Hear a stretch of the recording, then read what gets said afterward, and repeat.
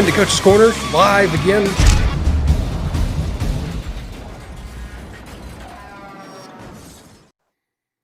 That's right. Welcome into the Coach's Corner, live once again, as we are every Thursday night from here on out. Brought to you by Broadway Sports Media at BroadwaySportsMedia.com. Make sure you head on over there to shop.broadway and check out our shop. Check out all of our shirts. Check out the quite lovely shirt that Jonathan has on. One of our hosts is doing his part by wearing the merch of the show and showing it off there. So go grab you one. They're super comfortable, just in time for you can get. I think if you order them now, you might be able to get them not by the Chiefs game, but by next game, so you can wear it in yes, and Jonah, we are watching the Browns. We have it on the screen, as we will every single Thursday that we have this, and there's NFL football. Why not have it on TV? We are going to try to talk about the Titans versus the Bills. Big win for the Titans on Monday Night Football, electric stadium. According to some, it was 60-40 Bills, but for people that were actually there and had a brain, it was 70-30, and that's what it sounded like on TV. And that's kind of where I want to start, Jonathan. How good does it feel to see that kind of electricity in Nissan Stadium again? Yeah, some people were reporting 50-50, but maybe that was up in the nosebleeds. I think, they kind of invade. And, there's lots of talk all week that, Nashville's the travel town. People like to come here and spend lots of money, enjoy the vacation, long weekend.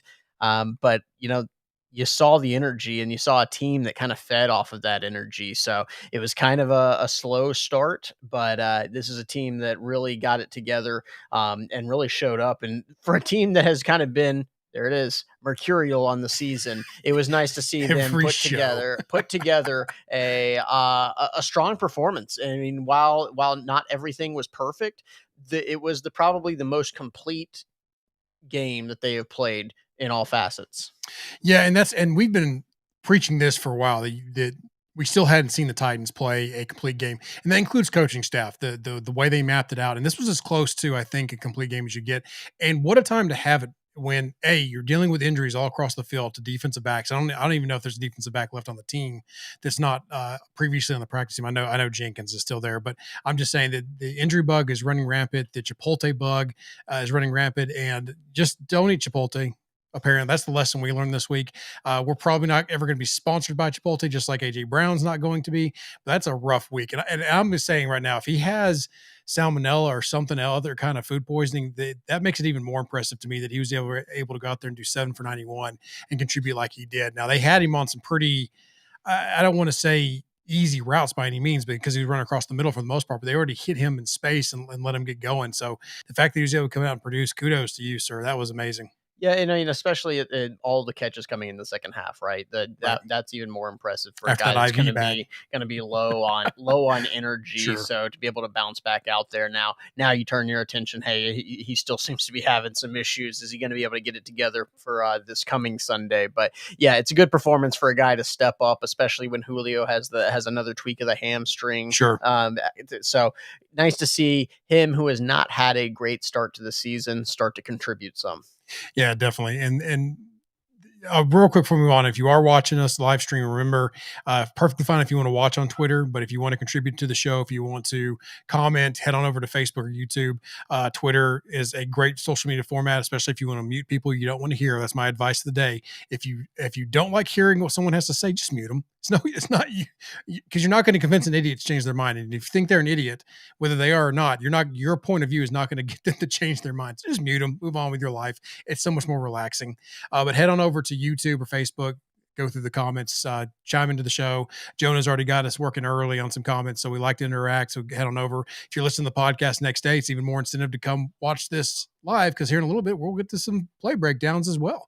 Yeah, I'm actually looking forward to seeing Ryan is going to once again use some new technology. Pretty sure that he'll be on a hammer and chisel this time. So there'll really be some some interesting noises that come out of it. But we like to keep him on his toes. We're building up, so I got to use some tools to contribute to the show. So, but let's go back to the Titans Bills game before we move on to anything. So, a couple things that we noted while we were watching it, and one of which was I really thought that this was one of the more, especially in the second half, one of the better games by Downing so far. The play calling, it was balanced.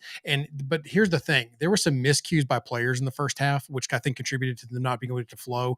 We talked in our group chat today about a screen pass where Derrick Henry had tripped over Nate Davis. No one but Jonathan remembered though that there was a flag thrown in that play, so it wouldn't have counted anyway. But you saw how close they were in some things. There were just some little minor miscues. It was nice to see them all pull together in the second half. So it was, and then to me, it was a combination of Downing and keeping his balance and sticking to it, sticking to his guns. Because I don't think he changed a whole lot. I just think he stuck with it. So kudos to him and getting those players back out there. But also Tannehill, while he was not spectacular in the second half, was much better than he was in the first half and was a plus contributor to the game. Yeah, I mean, it's nice to see a guy that again has a little bit of a slow start. He had a terrible interception. He completely tried to force a ball, and when you go through the reads as a quarterback, I really am not sure what he exactly saw there because just going through the reads, he never should have even tried to attempt the ball to Julio there, that where he threw the bad interception. Actually, would have if he had continued through. He had a little bit of pressure around his feet, so he probably tried to panic just a little bit. But then he comes out in the second half, completes his last 10 passes. Again, this is a team that I think went 6 straight possessions, taking out the kneel downs with putting points on the board. So that's the offense that you kind of expected to see. Yeah, they had to deal with some injuries, but yeah, Downing, even on the drives where at the beginning where they're a little bit slow starting, it wasn't necessarily sloppy. Just a Mhm. couple of miscues here or Correct. there. And so those are going to happen. You're not going to score on every single drive. So, like I said, offense really came to play. Defense, regardless of the points that they put up against a great offense, thought they came to play. I don't even have any complaints about the special teams, even though some people are saying Craig Ackerman should be fired. Yeah, and that's my next point. I'm really glad the defense played as well as they did, especially considering they fired the entire defensive coaching staff at halftime and didn't come back out, and they basically coached themselves. But no, that's the thing with the defense, and that's the thing with the defense is that we've said all along that the offense can just click and be proficient in their game plan, not even have to score touchdowns every single drive. That's the ultimate goal when you're talking about taking a drive, all that kind of stuff. But the defense just has to be competent enough to keep teams within range of this offense, and the offense just has to go out and be proficient. And that's why we call this the most complete game from the Titans, is because you saw what they could be, especially with all the injuries, what they look like. So the defense, yes, they gave up some plays, and yes, people wanted to cut Jenkins at halftime. I'm surprised he came back out with all the all the people cutting him on social media. But here's the thing: with all the injuries they've got on, I saw someone today say, "Let's trade for someone." I think it's Xavier Howard, and someone said they couldn't afford him. It's like, "Oh, just cut Jackrabbit." It's like, okay, well then you're kind of in the same position you are now. Well, With you're in a better you're in a position. better position Xavier on one Howard, yeah, side, sure, but yeah, I'm but saying you're still relying on practice. The goal to get Xavier Howard is or another corner that's a capable starter is to not have practice squad guys out on the other side, because smart, capable NFL the offensive coordinator is going to take advantage of that to death. Xavier Howard's going to be great because nothing's going to get thrown at him. I'm But pretty tired of people. Jackrabbit had a bad play or two, but overall he did not play right, poorly in this game. And it's funny, it's the easy target going after him at this point because he did have some poor plays early on in the season. But going into a new defense, I'm not trying to make excuses for him, but I'm just saying he has not been as bad as everybody that wants to jump down his throat every single mistake that he makes. yeah, and that's the thing about corners. I mean, I always say offensive linemen get the bad brunt because if you have one bad play, you had a terrible game. You could have had the other 90 of your 91 plays were perfectly fine, but that one was bad, and that's all the people are going to remember. Hey, it's like a edge rusher that shows up for one play a game, and if he can get a sack, it doesn't matter what he does the rest of the game, right? Right, exactly. So, or if if the edge rusher does great, but he blows one coverage, or they ask him to cover in man on a goal line in a perfectly reasonable situation, and he doesn't quite get there, then people are going to say, well, why is he doing that? Well, I mean, Trying to send me down a tangent yes, I here, am. trying to trigger me. I'm not doing it. I will not bite. Why am I the way I am? Right? Right, exactly. But let's go over that. Like, so for me, the offense I thought was a little more efficient today because even though Tannehill was a little happy, I really thought the offensive line, and I think you've seen it 2 weeks in a row, some improvement from the offensive line. Uh, their run blocking's been decent all year. It's been getting better, which is a good thing, right? But the pass blocking was terrible early. And if you go back through here, they're not getting beat by the stunts anymore like they were. They're picking things up, they're recognizing things better, they're giving Tannehill more time. And there was something I saw that they still had 10 pressures, and they're like, well, that's still too many pressures. I was like, yeah, but it wasn't 20. Yeah. So I mean, this is an improvement. And plus, I really didn't this other games where he got 15 pressures, but I was like, you felt those 15. I saw 10 pressures. And I was like, I didn't really feel it was that bad because he wasn't on the ground. He wasn't constantly trying to get picked up.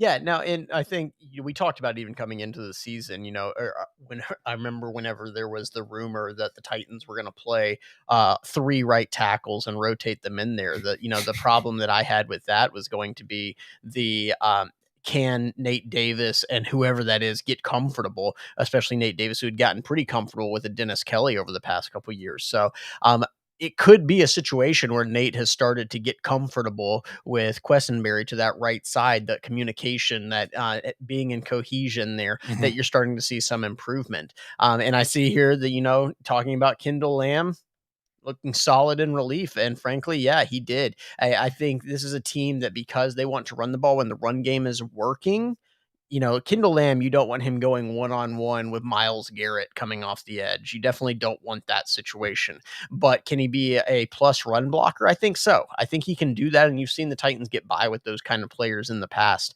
So I think, yeah, kudos to him. Unfortunate for Lawan, because it really, after that terrible first week that he had, has really Yeah. definitely gotten into a groove. Don't want to have a guy that have these repeat concussions. Don't want to have to deal with that. So hope the best for him, just from a personal note, as a human being. You don't want somebody dealing with that. But from a football perspective, just unfortunate because he had been playing so well. Yeah, he really that first game, and I think again, you look back. Let's just a second on Taylor Lewan because I know the people they direct a lot of hate at him as well, but he's one of the leaders of that offensive line, if not the team. And yes, he is brash and does some things, but you want him to be him. And he has cut down on the penalties significantly since from his younger years. I mean, they're still there, but it's also that kind of as a pass comes every time he gets a penalty. Like, oh, Taylor's always getting penalties. Well, it's not as frequent as it was, and he's not blowing things like assignments and things like he was. But the knee was clearly an issue in game one, whether he wants to admit it or not, and he was still thinking about that. The pop scared him out of the next game in pregame warmups, and all that's pretty normal. But once he got past that pop, oh, it was nothing. It was just scar tissue resettling or whatever. Okay, let's go. And then you start to see him be more confident. And the same thing with Nate Davis as well. If it's getting used to the new tackle, I don't think that affects the scheme as much, the way the pass protections work. But what your point is if he's not comfortable with who he's playing next to, he's having to think about run blocking and he's trying to think all this, he's not focused as much. He also was getting over an illness from early in the season, too. Maybe that's finally leaving. He's getting healthy 100% as well. So you want to have all those guys. Carter wants all those guys healthy. He doesn't want to have to try to rely on the back, especially when your number one interior backup is still out, Brewer. Um, but they got by and they looked good doing it in offensive line. So kudos to that coaching staff for keeping them together. And he's doing another good job. I don't really want to hear about any more internal turmoil or anything like that for the offensive line because whether they hate each other or not, they're getting the job done and they're coming out to play every week and it's getting better. Hopefully that continues through the next week as well. But I heard the offensive line hates the coach. Yeah, maybe it's in spite of the coach. I don't care. Whatever it is, it's working because now it's 2 years in a row. You've seen major injuries to the offensive line where you like to keep it the starting five. If you don't want to interchange anybody really. That's not your preference. They're constantly having to interchange positions, and they're still going to produce a 2,000 yard rusher if he stays on the pace he is 2,200, whatever it is. It's a feat that's never been happened, and people are still going to say this offensive line didn't good enough, even with that kind of. It's not all Henry. Henry's special. He is, but you have to have an offensive line that lets him get going, and that's what they're doing right now. Yeah, so as we switch over to the defense, and I know, Kevin, I see your comment here from Facebook talking about the breakdowns on the defense, and I agree. The breakdowns on the defense are the big problem, but Mhm. those, I will also say, those are not all Jackrabbit. Those have been, we've seen those from Borders, and I will say this. You can kind of tell what a team thinks about a player by how they attack. And I can tell you that when Jackrabbit was in and Borders were in, there was no question where the Buffalo Bills were going with that football. They were going after Breon Borders over and over. Again, I have been saying that Jackrabbit, while there may be some issues, his biggest issue are on these plays that are long developing or broken down plays where he has to cover in a scramble drill. That's where his athleticism is lacking at this point in his career, and that's where you're going to see trouble. Really liked what the Titans did overall on defense. We get to the play breakdown this week. I am, as usual, going to do a defensive breakdown, but actually going to do a little bit in the run game. But I thought that the DBs competed. Elijah Molden continues to improve, and you had these injuries pop up again. Unfortunate for Caleb Farley. You hate to see that. You hope that he's able to bounce back. But Chris Jackson, I personally, just based on athleticism, was a little bit worried with Chris Jackson having to play outside, and he's not the guy that you hope that has to play out there consistently. He is more of a slot guy, um, but played fairly admirably. He Yeah. competed. He competed against a good Bills wide receiving core.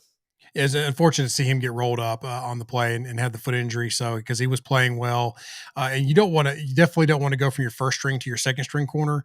Well, in this case, technically the Titans were going down to their third string corner. Then he gets hurt, and then you're going down to your fourth string corner. So you never want to see those kind of things in a secondary as well. So they just got to hold tight. And again, with the Bills, with the plan, and I wanted you to kind of talk about this as well, what you saw from their game plan. But from what I saw, they were really practicing on keeping everything in front of them, not giving up the big play, even though they did give up the one. I get that, but they were trying their best throughout the game to make the Bills work for every yard. And that was seen the defensive coach's mindset. And they had spies on Allen quite a bit in the game. Rashawn Evans came up with a good play. I know we like to bag on him a lot, but he actually had an okay game for his standards. David Long again had a great game, but they really were like play everything in front, come up and attack. They kind of not necessarily played a shell, but they didn't do anything special with their blitz packages, but they got pressure with their front four, and that was key for them in the stunts. That's one of the plays I'm going to go over here in a little bit too, is to be able to get to Allen and bother him and make him comfortable. Because there were on some of these plays where they got to him and made him run. They got to him 20. I think it was they're credited with 20 pressures. So that's really great. They did have some blitzes in there, but they picked their moments and they were smart about it.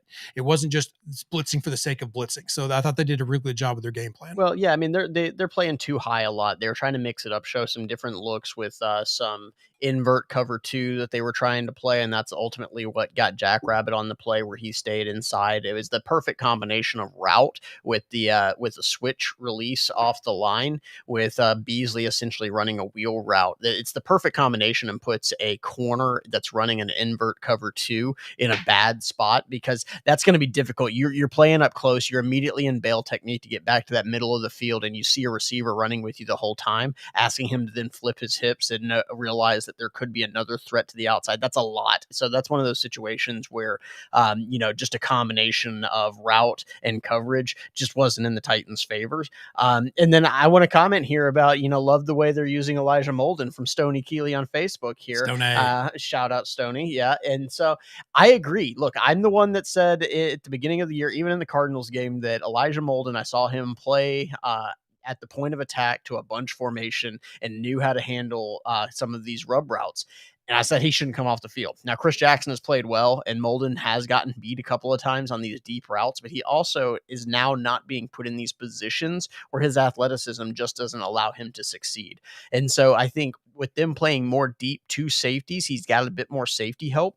And yeah, Molden is a smart player. He understands and he's physical. So a lot of times, I know that if anybody's listening to the radio today, Greg Cosell talked about how they were using in some cases where they'd only bring three linemen, but then they'd blitz Elijah Molden or another DB. It was mostly Molden off the outside, creating that fourth rusher. And so it's kind of simulating that fourth look, but also making something for Allen to think about. Right. And that's kind of was my point is they were smart about it and not bringing too many to leave too many things open for Allen, because Allen has had a great couple years. He's very talented, but I still think he's mistake prone, or he can make bad decisions in certain moments. And there were a couple plays I watched later on that he missed some open receivers. So not trying to say the Titans got lucky, but I think the Titans were able to keep him off balance enough to where he wasn't doing the things that he had been throughout the season. So good job for them to be able to get all that done. And really kudos to the Titans defense, offense, coaches. I don't know what else to say. Obviously Henry is Hall of Fame bound after running all over the number one defense in all the land and in history. According to Bills fans, this was the best defense ever. You just hate to see the injuries. And one thing I wanted to say about Caleb Farley, he's not a wasted first round pick. Okay. Yes, there were injury concerns, but there were injury concerns about his back. Yes, he had an ACL in college too. That was the other leg. So ACLs happen. They're one of the more freak things that happen in football. And he literally planted with his foot. It wasn't even a contact. It just buckled on him the wrong way. Those things happen. Hopefully he'll get back and get healthy. I'm not ready to call him a bust or a waste just yet. I think he's still got a lot more football in him. He'll come back stronger next year. Fulton took a long time. I know he didn't have an ACL or anything, but Fulton took some time to get to where he was at the start of the year, and he's hurt right now. So I mean, these things happen to players. You can't call him a bust just because of one hurt, or say that the Titans did a bad job or wasting a pick on him, or that another GM wouldn't do it, because you don't know what that GM would have done in that situation. You have no clue. It's not fair to say. And you also can't call him injury prone. If the back aggravates itself and it's the same injury, okay, yes, that's maybe something that caused some concern, but it wasn't his back. He looked healthy and physical until that play, so I don't have a problem with it. I think it's reasonable to be concerned about his injury history. I now does it mean that he's a bust already? No, but I think it's reasonable to be concerned. Yep. Defense is doing well. And as Andrew points out here on the TD throw to Diggs, Jack Rabbit was in perfect coverage. He was there and stepped with him. Yeah, sometimes It was just a Stephon great throw. Diggs is just a great receiver. Stephon Diggs. I mean, yeah, exactly. He is. And also, the Bills probably should have been flagged on that play for a man downfield, because I think it was Dawkins was like 6 yards downfield, but they missed it. It happens. You can't really blame that on the refs, because it still was a heck of a throw, heck of a catch. So, but that's what we saw in the game from film. Let's take it to Jonathan and see what he saw for his play breakdown. So I usually am here talking about defensive back play. Actually, going to go a little bit of a different route tonight. So I wanted to talk about the run game. So this is on the final drive that the Bills had, and everybody remembers kind of Jeffrey Simmons and what he did. That did Josh Allen slip? Did he not? The thing I really wanted to talk about though is a couple plays before that, the Bills actually attempt a run play, and they get a pretty good look. And frankly, Bills get in. It doesn't matter about you ain't getting to 1 yard. They get in, and it's probably the ball game right there. So every play counts. And so as we look at this play, the Titans are in a 6 DB look, because in this look, you're expecting the Bills to throw. You're always expecting the Bills to throw. They are a throwing team. They are not a running team. In this situation, they're very much even more so going to be pass heavy, because they've got to get the ball down. They're trying to get in the end zone and take the game. So the Bills have 4 wide receivers on the field. They actually have one put in this H back position here. I think that's Gabe Davis here. So ultimately, you see the 6. The weird H back position kind of is a giveaway that maybe they're up to something a little bit, but they're still going to be expecting pass. So we go to the next slide here, and you'll notice this is what you're going to see: a little bit of a delayed handoff draw here. You see that none of the offensive linemen are truly firing off very hard here. So the linebackers are not, the one linebacker, David Long, is not going to come firing off at them.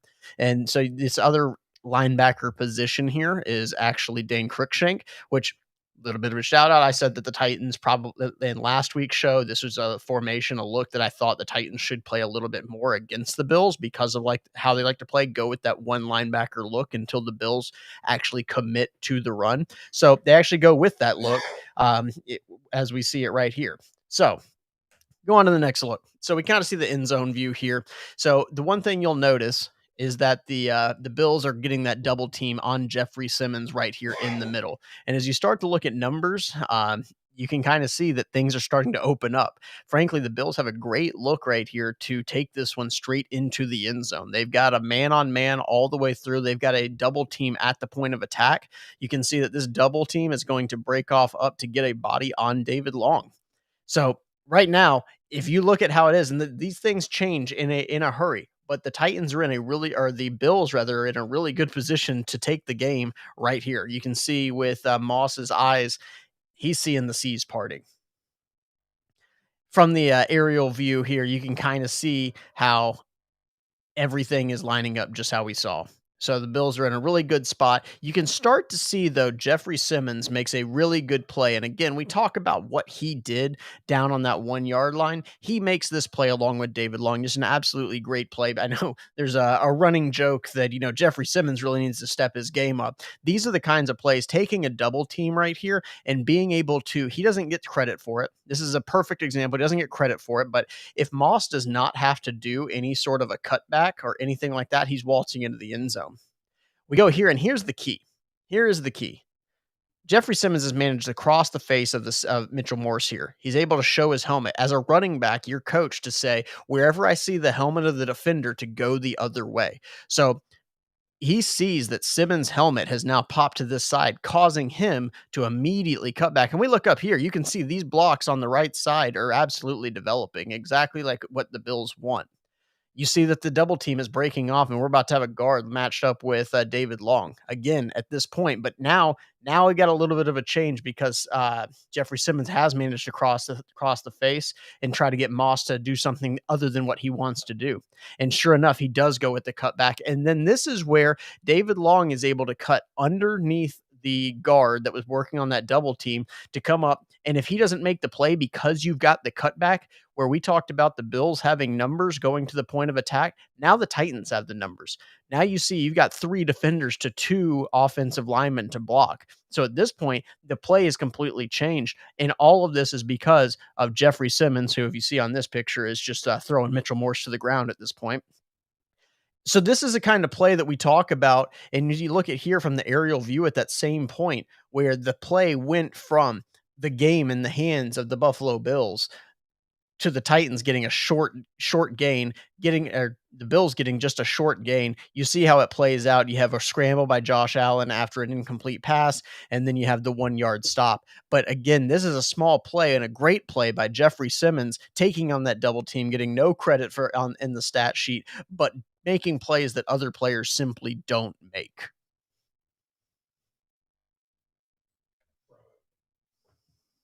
Have my mic down because I was coughing over here like an idiot because I can't drink water apparently. Bravo, sir. And I'll touch a little bit on that on a couple plays later after that as well because there's I know everyone saw the Simmons big stop, but kind of want to touch on a couple things I think the Titans did to help themselves out as well. So well done there. The first play that I want to see, we talked about how the Titans were able to manufacture some pressure by not just blitzing extra guys, bringing extra runners. So what you see here, the Titans obviously line up in a 4-man front. Landry, who gets the sack, I want to watch him as we go through these screenshots because basically what happens is Titans are running a stunt here in the middle, and he's coming crashing hard here. And what you want to when you crash with the first defender across to allow for the looper, which is Simmons, to come around, what that person is trying to do is he's trying to eat up space and take those guards with him. Now, defensive holding gets called all the time because sometimes these guys, when they're going across in their stunt, will grab the guard and pull them with them. You got to try to initiate contact and drag them without doing that. Kind of like when you have a pick route in a route. You want to do it smartly. You can't just have an illegal screen, so you just have to run your route and get in the way. So this is what he does here. But as we go through this, you'll start to see that Landry comes off the ball. He looks like he's coming out. You see him start to stem. I don't know if you can see it, but his foot right there starts to stem up foot as he start to pivot back inside. And he's already on the outside shoulder, outside half of this guard here, trying to indicate and drag him that way and set him up. Now he thinks, oh, he's coming up. Let me set up. But now he's going across, and the guard is going to have to go with him. You see here, Simmons is kind of doing the same thing. The center is blocking straight up, so they think they've got them head on. Before I go any further, what makes another key to this play is that you've got your outside contain out of Bud Dupree and Autry coming here to keep Allen in the pocket, not give him an escape route. So they're very key to this as well because you got to count on that pressure in the middle to get to Allen.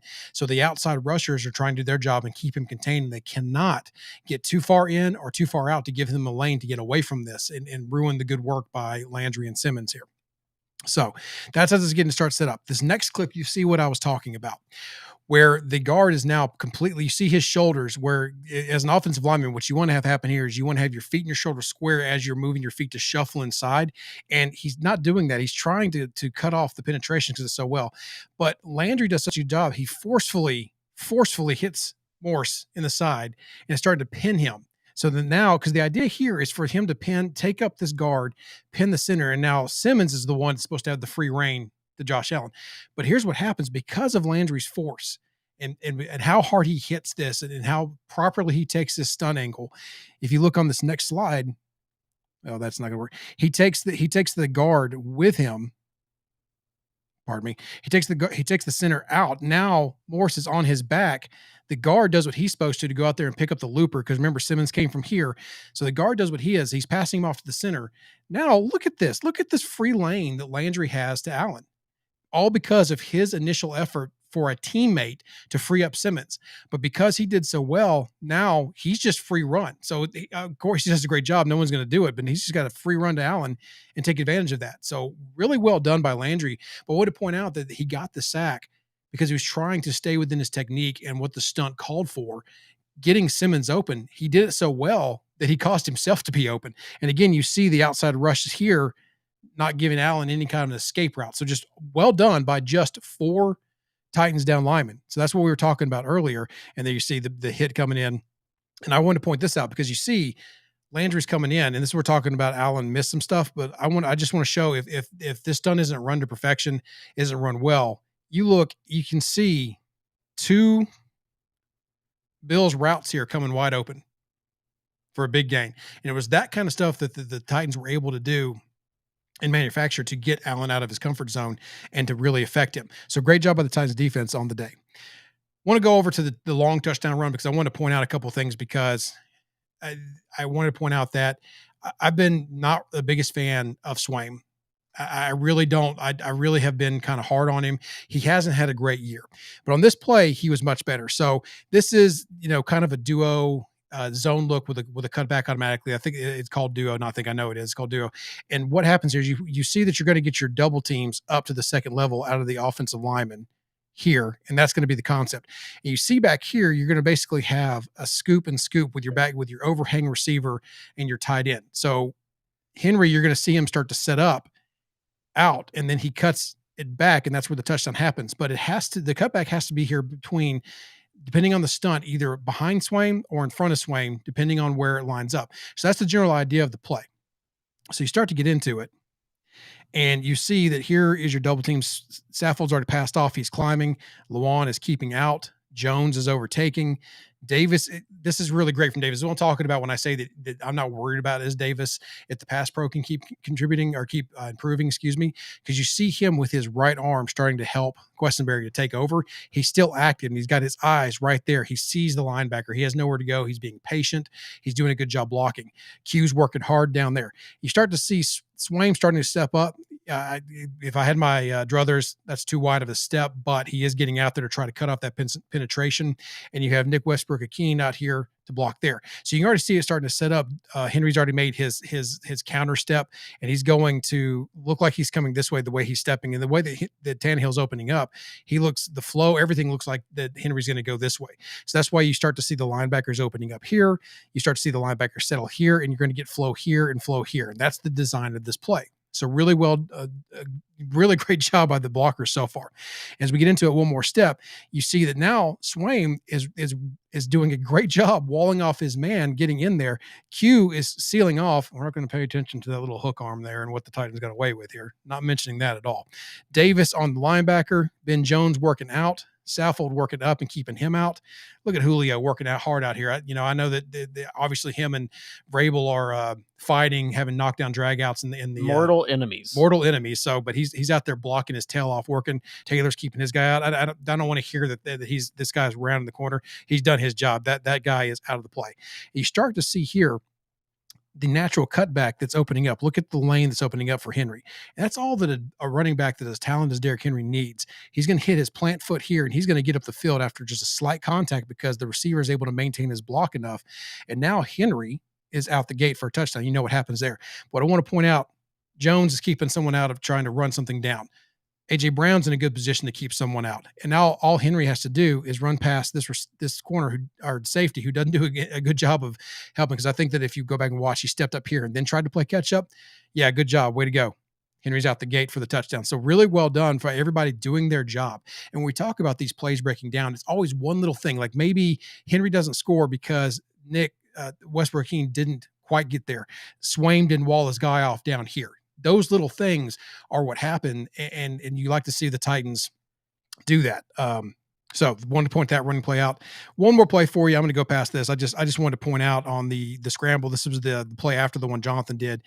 I really liked how the Titans stayed in their rush lanes to try to not allow Allen to rush an easy rush lane. You see Autry out here. I think it's Autry out here doing a good job of keeping him contained. And as soon as Allen starts to break across, Autry comes in and tries to force him out and forces him out flat, which is key for this play because you notice instead of him being able to run forward for the first down and run forward to the end zone, now you have these two linebackers here able to keep, safety and linebacker Long and Byard able to keep contained and go. So now it forces Allen this way, and then it's just a race to the sideline, and Titans do a good job keeping him bottled up, team contain to get in there to force him to try to make athletic play and be about a half yard short. And we all know what that sets up. I apologize about the quality of the picture. I couldn't get Game Stream to actually produce this in a 4K content, even though that's what I selected. So I apologize. But I wanted to point out here that people were saying that typically when you run a sneak, offensive linemen want to get as close as they can. I will say that the Titans originally, I couldn't get it quite to load up based on the quality, but the Titans were lined up in kind of this kind of a look, in a wide look, because they were given a spread. And even before Allen starts to walk up, they all pinched in to cover the gaps from where they were to help cover that, and almost knowing that this sneak is going to be coming. So that was a big key for me to have Dawkins low, because he's already in his stance. So if you lined up out a little bit, maybe you influenced him out, 6 inches, 5 inches, whatever it is, can help you create that gap in the middle, with which we saw what happened for Simmons. And then at the snap, you see Simmons is already crashing that gap. We all know what happened there. He's able to get a big paw on Allen, fight over Dawkins, and push him over the pile as well and stop that play dead.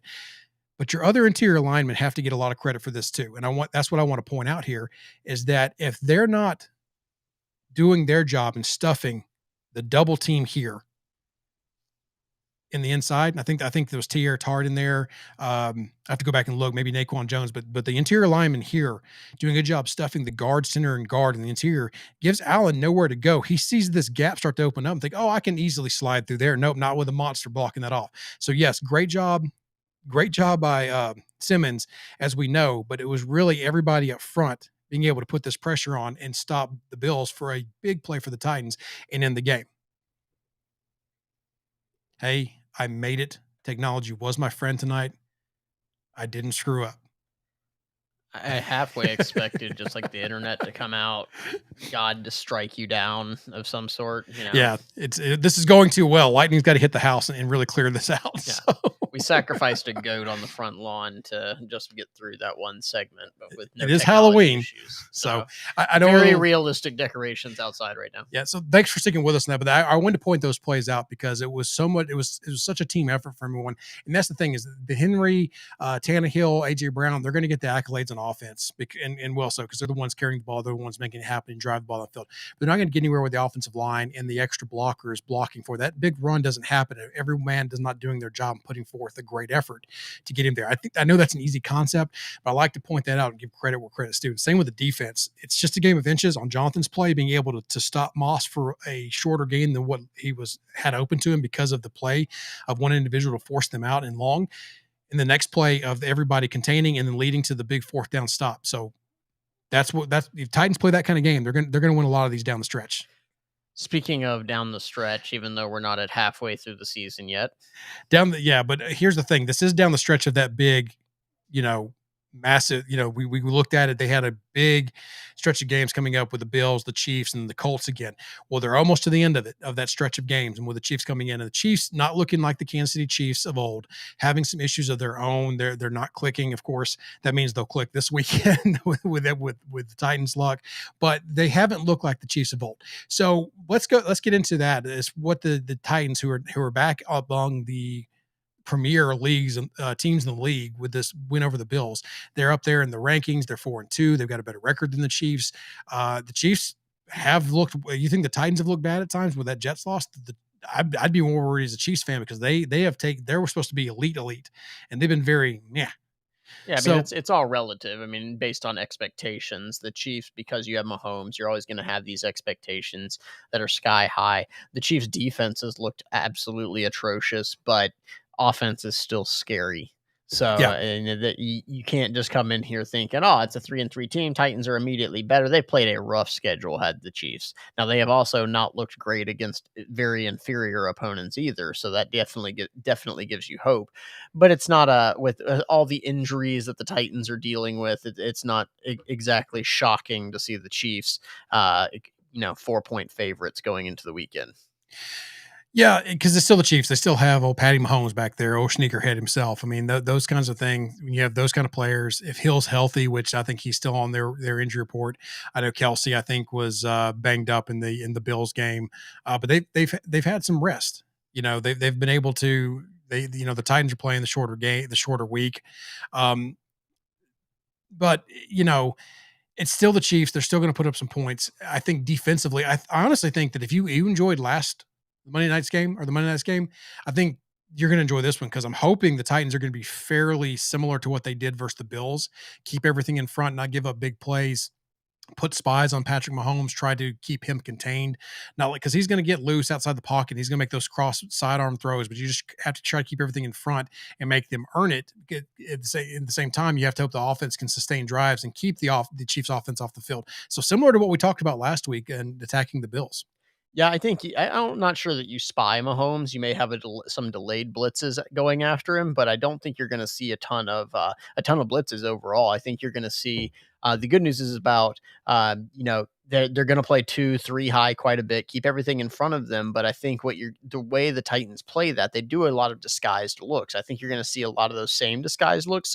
But the thing is, when you do those disguised looks, it's some of those things that you're not just trotting out the same defense. You're not just going into the Madden play picker, pressing A, and then moving on every single play and just going with the same defense. While the end result may end up being the same, there are differences in what it looks like to a quarterback. And however long you can make him hold on to that ball, if you can just stay over the top, then you have a little bit of hope, especially because he's not exactly playing in sync, throwing on time. There are some issues with how Patrick Mahomes is playing quarterback right now, and so that's your hope on defense. Now the problem is that I think Breon Borders is probably your most athletic corner right now on the entire roster. So that could be a problem. I mean, you can't really afford to play much man coverage at all until you get down into the red zone. But you got to hope that Ben don't break defense and get a couple of stops in there, and then frankly you have to take advantage of where the Chiefs are weakest, which is easily on the defensive side. Yeah, and that's what I was going to ask you as well. I'm glad you kind of talked about borders there, and you hit the nail on the head. I think that they're going to have to manufacture pressure again by not rushing too many and keep taking coverage away, similar to what they did the Bills, being able to twist the stunts, rushing with 4 delayed blitzes, maybe dropping to try to take off some of those short plays. Get physical with Kelsey and try to make it hard on him because he's had a tough season as well. So those kind of things. But what I want to ask you, and I do really do view you as a DB guru. What's some of the things the Titans can do to try to help protect? Because whoever they roll out there at corner is going to be worse than what they thought they were going to have versus the Chiefs at this point in the season. So there's going to be some things for possibly Andy Reid and the Chiefs to take advantage of. What if you're the Titans? What kind of things are you doing to try to throw at the Chiefs or try to at least incorporate on defense to help those corners out? Yeah, I mean, what you're hoping to do, I think, is you're going to slide those safeties probably out a couple of steps, as at least to the side of Tyreek Hill. You got to give some help over the top for those deep routes for him, and that way that you can be physical with him at the point of attack. The problem is that the Chiefs like to move Tyreek Hill around a lot, and so there's going to be opportunities where they can get him in the slot, and that's where it's going to create a little bit more trouble for you being able to do that because you don't want to leave other places completely open in the middle of the field. They don't have spectacular weapons after Hill and Kelsey. You saw in the playoff game a couple of years ago, they said this offense runs through Travis Kelsey, and that they were going to take Kelsey away, and they did. They absolutely did take Kelsey away in that playoff game, but Tyreek Hill has always kind of been their X factor when going against the Titans. I think he had something like 19 targets one year against them. So I'm not sure if they try to mix it up a little bit here. I'm not sure if it's one of those where you say, "Hey, let's see what happens if we just take Tyreek Hill away." But ultimately, I don't think with them missing the running game, Andy Reid's probably a little bit more likely to stick to the run game than say someone like Dayball has proven to be in Buffalo. But at this point, with no Clyde Edwards-Helaire, I'm going to do what I can to shade it over any of these big plays and take away Tyreek Hill, and that's going to be safety help. And then you just got to hope that the David Longs, the Kevin Byards can hold up on their own well enough against Kelsey coming across the middle and some Right. of those choice routes that he likes to run. But yeah, at this point, I think you got to take away those easy plays, and it's got to be one of those where we're going to have long drives on offense. We're going to get Derrick Henry going against this sieve of a defense that the Chiefs have been playing so far. And we're going to bet that you'll make a mistake on your 15 play drive before we will. And that's Right. ultimately what it's got to come down to. I 100% agree, and you've hit all my points because it's got to be a little bit of run Henry run, and I don't mean just run after him, but it's got to be efficient runs. They've got to be efficient passes. Tannehill has to be that second hill Tannehill minimum that he was versus the Bills. I would like to see him be, what Tannehill can be, but I think as the offense Downing has really he's really been doing a good job of being balanced. I know that early on I was really a little upset about what seemed like and felt like a lot of run, pass, run, a little predictability. But again, he's been setting some things up. And again, we talked about it last week. When this offense is really rolling, the whole playbook's open to them. And it doesn't really matter what pattern, because if they're getting 3-4 yards a carry out of Derrick Henry, that's the big thing. And they're also they can't be shooting themselves in the foot with penalties, with missed blocks. And you didn't see that versus the Bills. And that was the big thing for them. Those 6 drives ended in points and didn't really punt at all, is because they were able to sustain drives and not get behind schedule with those negative plays. So good job for last week. Look to do the same thing here, because here's the thing: if you're thinking that they're going to keep the Chiefs out of the end zone, or if you think this game's over because the Chiefs score 2 touchdowns, hopefully the Titans are keeping right there with him. But that's not going to be the case. I don't want to see the tweets fire off that, oh, this is done, wrap it up, let's go back to let's go back to the house, send Kansas City by, thanks for coming. The game's not over. Kansas City's going to score some points. You hope that you can hold out some of these long drives and make them kick field goals, make them make mistakes. Obviously, that's the goal, but you can't give up because they're scoring points, because they're going to score points. So let's just get that thought process going. If this is a low scoring game, I'm going to be very surprised. And that's the thing with the Titans, is they've got to be efficient and keep up the scoring with them and finish on top. And it should be another exciting game where, hopefully, for the Titans' sake, the last person with the ball is looking for a chance to win the game. And if you're the Titans, hopefully you've not left them enough time to do that for the Chiefs. So that's kind of what I'm thinking, is that you just have to play another efficient game on offense and do what you can to force them to drive on you and look for a mistake, because they've been mistake prone this year. And that's how I think you win this ball game. So, but before we wrap up here, got a pretty good question here from Stony, and that's in a game that might come down to one big defensive stop. Which defense do you trust to make that stop right now? Frankly, I don't think it's even close for me. Yeah. I think the Titans right now have more playmakers on defense. Tyrann Mathieu Is a playmaker, but And Chris Jones are guys on the Chiefs defense. But outside of that, who's the guy that's stepping up? I know that I got on the Titans, I've got, David Long makes some splash plays, but Byard is playing well. You have Jeffrey Simmons, and then Harold Landry is playing like a top 5 edge rusher right now. Autry's playing out of his head too. And He's been a great addition. Sorry for stepping you there. You're probably going there. I No, apologize. you're good. And so and for me, I do think it's the Titans that come up with a big play when you need it. You just hope that you're able to stay in it on offense long enough that where Henry can really take over and force those mistakes, which frankly, Mahomes has been mistake prone so far this year. Yep. So that's what you need to hope happens for the Titans to win the game, that they can force the Chiefs into mistakes, be efficient on offense. But real quick before we get to joke of the week, what's your prediction for the game? I think it's a lot to ask for the Titans to be able to come out and pick up a second win on a short week against. I still think the Chiefs are one of the better teams in the NFL. I think that's asking a lot with all of the injuries that they are dealing with. I think they're capable of it. But had you come into this stretch and said, "Hey, if you can pick up 1 of 2 from the Colts and Bill, or from the Chiefs and Bills," I think you would take that. Mm-hmm. But you have an opportunity here to really make a statement and come out and beat the Chiefs, which they're fully capable of doing. But I wouldn't be surprised if this was a close loss. So I'm going to go with the Chiefs end up pulling this one out by about 4 points. Yeah, I think it's the Chiefs by a last minute field goal. And if the Titans weren't as injured at corner, I'd actually flip this and say that the Titans could probably win by a full score, like a touchdown, like actually holding them out, trying to not tie the game through a touchdown kind of thing. Because the Titans are a little banged up places, and we don't know if they'll have Julio and AJ. There's not a whole lot of unknown, but if Julio and AJ can go, and I have a lot of confidence, it's kind of closer to a coin flip for me, to be honest with you. And I'm not trying to be negative, but with the Chiefs can be the more dangerous offense, at least a little more explosive offense. even the Titans have been better explosively here recently. I just think it's going to come down to the wire, and I think that the Chiefs are going to have that ball last.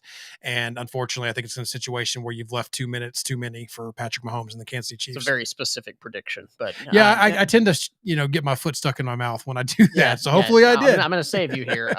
But I mean, it's funny when you look at Christian Fulton, Caleb Farley, both of them injured right now for this game, and I will say this: those two players are on this roster because of the Kansas City Chiefs. You drafted those Mhm. guys to be able to match up with the Chiefs, so it's unfortunate that Correct. you're gonna have to go against them without them. That's yeah. Well, at least not at least one of them. So that is kind of funny. Speaking of funny, Hey Ryan, hey Jonathan. a blind man walks into a bar, and then a table, and then a chair.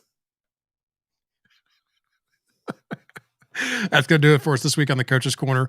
We are brought to you by Broadway Sports Network, partner with 440 Sports. Very sure and head on over to BroadwaySportsMedia.com. Check out all their podcast articles, everything you want for Titans, Nashville soccer, all there for you to consume. Check it out. Go to our shop, buy our shirt, wear it around town, tell people about this great, amazing podcast, live show. Come join us next Thursday as well. But until then, we'll see you.